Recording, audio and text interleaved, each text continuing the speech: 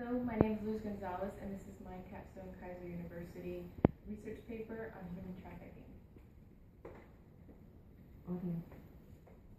Introduce her. In the audience, thank you, Mother, I have my sister Zoe, my mother in the middle, my brother to the right, and on the camera I have Ms. Tess, who you can't see because she's recording. Again, my human trafficking paper is on human trafficking, which is defined as the transportation of any person into another country by means of threat, fraud, or abduction. This activity is considered a modern-day slavery because it is used as a form of payment. So, in other words, you're paying to have somebody enslaved from whatever country they come from. In other words, back in the day, slavery, you just sold them for goods, but obviously I'll explain that more later.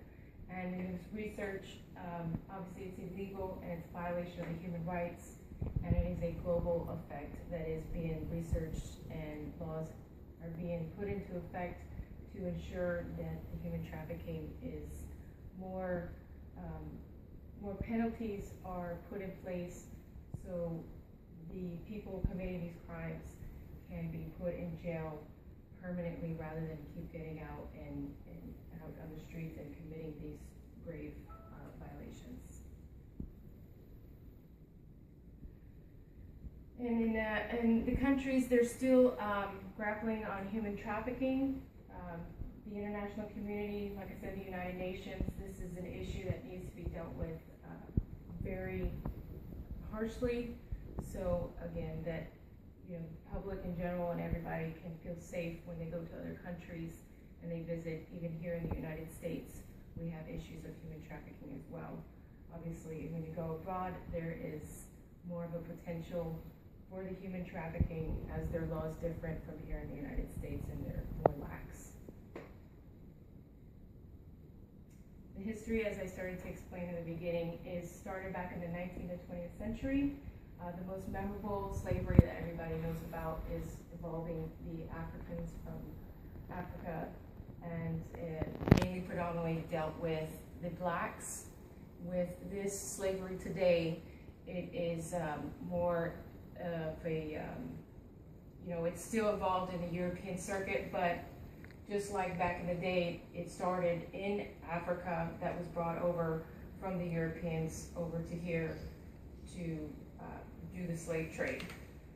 The main people involved in this human trafficking today are merchants and people of vast of money.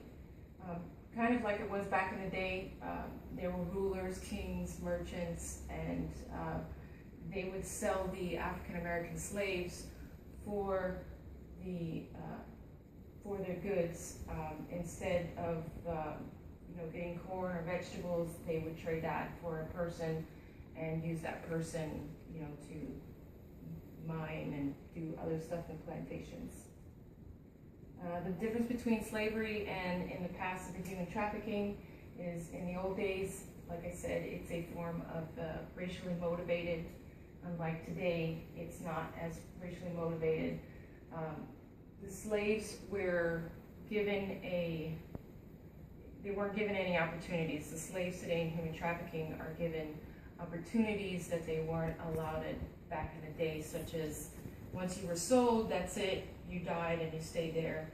Whereas here in the human trafficking circuit, you are sold and you can stay there or you don't have to stay there. It just depends on the kind of human trafficking ring that you're in.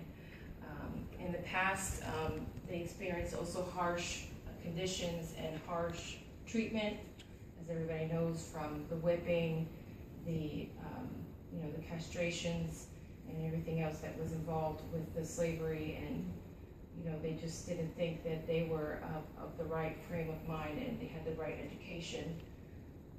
They are not as uncomfortable they're more comfortable now than they were obviously back in the day. That's a big difference that we see today. And they are treated harshly, but again, it just depends on the country and the slave trade that they get involved in. In this picture, you will see that this is the form of trafficking back in the European circuit that involved, like I said, the African Americans on the boat from Africa over to the European circuit. The statistics and facts of today. In my research, I was able to locate a project by the Polaris Group that is a government-funded program, and it shows the victims of the human trafficking. The human traffickers enrich themselves, they profit off of the humans themselves. Like I explained at the beginning, they pay them money for certain kinds of girls or guys. Mainly it has to do with girls. The traffickers do this by, coercing them and explaining to them, hey, I have a better life for you. You can't get an education here, but if you come to Albania, or you go to, another country, Asia, or, another country in Persia or in Afghanistan, they promise a better life for you, and that's not what happens when, especially if you're a girl. They have certain aspects that they're looking for you, whether you're blonde, blue eyes. They love to have Americans because they are so hard to find and they are so hard to traffic over here from the United States to the European circuit, which is very hard. And I have a slide coming up with a org chart that you can see here that I have wrote that there's 161 countries in the world that engage in human trafficking and air transit at this point. And I was able to find out that there's actually 196 countries in our world, in the entire world rather, and out of that, 82% of the country, the whole entire world, is involved in human trafficking. Does that include America? Yes. And you'll see here on the chart, it says Africa, East Asia, Pacific, Europe, Near East, South Central Asia, and the Western Hemisphere, which is obviously us. And this chart, it goes up to 2012. I was unable to find a up-to-date chart because, as I stated, the funding for this kind of crime is not totally there in people in the United Nations, and in the, when they go to meet, they don't seem that they feel that human trafficking is such a big crime, so there's not enough money involved in this, fund to fund certain kinds of,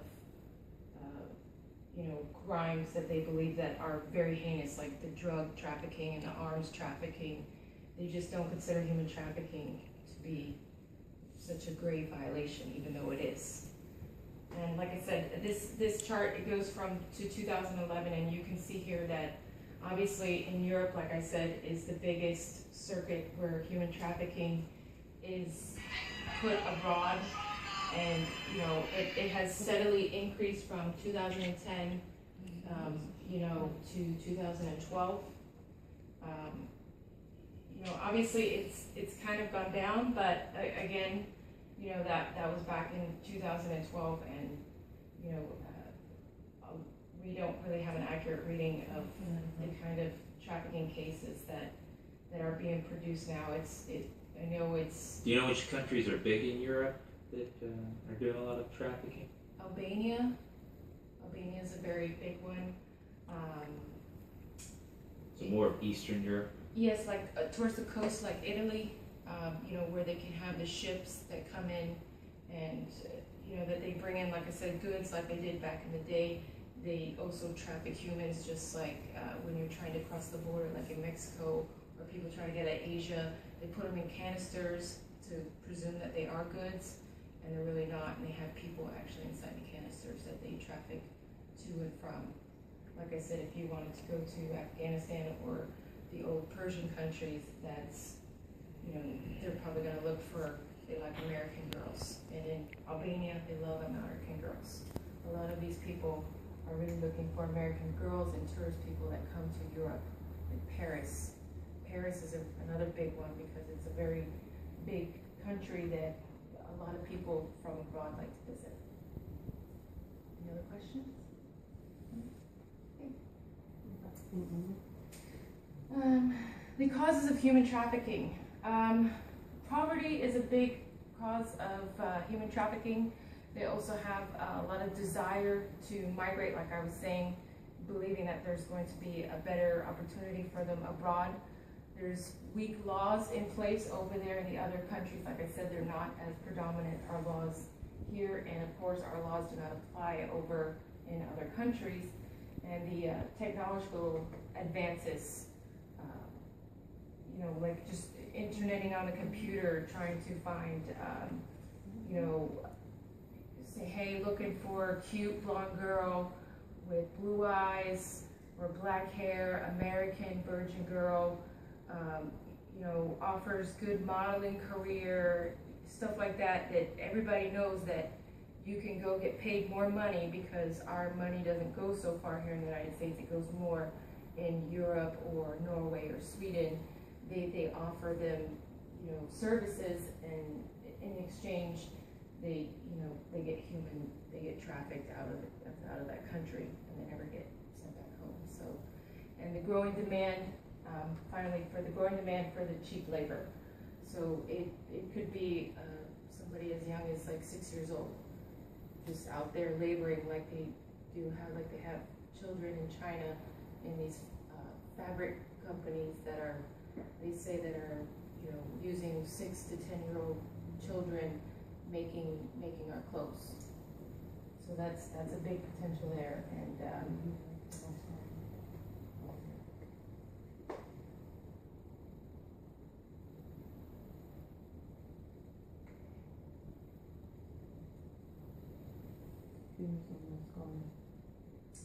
okay, the victims of the illegal trade. We have about 3 minutes left. In as much as about the genders are affected by the trade, women are the worst hit. Again, the movie Taken is one of my favorite movies. It's about the ex-spy of, it's an ex-spy and his daughter goes to visit, like I said, Paris. She's there with a friend, she's then abducted, and because he has a certain set of skills and he used to work for the government, he knows that he has 48 hours to recover his daughter or he's going to lose her permanently. And this obviously relates to my topic because it is on human trafficking, and she is trafficked because she's an American and she's blonde hair, she's blue eyes, and she's a virgin, which is huge to Persians overseas. Like it's very hard to find virgins apparently in that side of the country. The effects of human trafficking, they experience emotional distress, obviously. Their families and friends are very, just mentally drained. Also with their bank accounts as well, because they hire private detectives, they pay extra police officers to try and find their son or daughter. And like I said, most of the time it's girls. And if you don't find your daughter or son within the first 48 hours, there's a good chance you're not going to ever see them again, unfortunately. Again, that's due to the laws being so lax over there, and there's just not enough funding and not enough manpower to try and find all these children. Another issue is the causes of the shortage of the manpower and the victims. It also leads to overpopulation in the other countries. So you're taking, these people out that actually are skilled and educated and that can be productive members of society, and now you're taking them into a country that, doesn't have them there. They're not used to having them there, so the population grows and there just becomes a huge problem there. The prevention methods. Prevention methods are, to ensure that you advise your children when they go abroad to not talk to strangers, keep close with your friends. If you see something strange or somebody keeps following you, notify the local police. Again, there's a lot of corruption over there, so I'm not saying that the police aren't involved, because most of the times some of them are, so that becomes a big issue over there. And the public needs to avoid discriminating against the victims, because a lot of them, even though some of them choose to become, into the slave trade, they, it's not by choice. Some of them, they truly believe that they're going to have a better life. And in conclusion, we find that many people and the victims of human trafficking, they do not choose to suffer. Like I said, they are chosen, because they think that it's a better life. And despite the fact that, nations across the world have shown concerns of the issue, there's still much to be done. And like I said, we need to have more funding available for this grave crime so that we can help future victims, get the kind of help and the attention that they deserve. Thank you.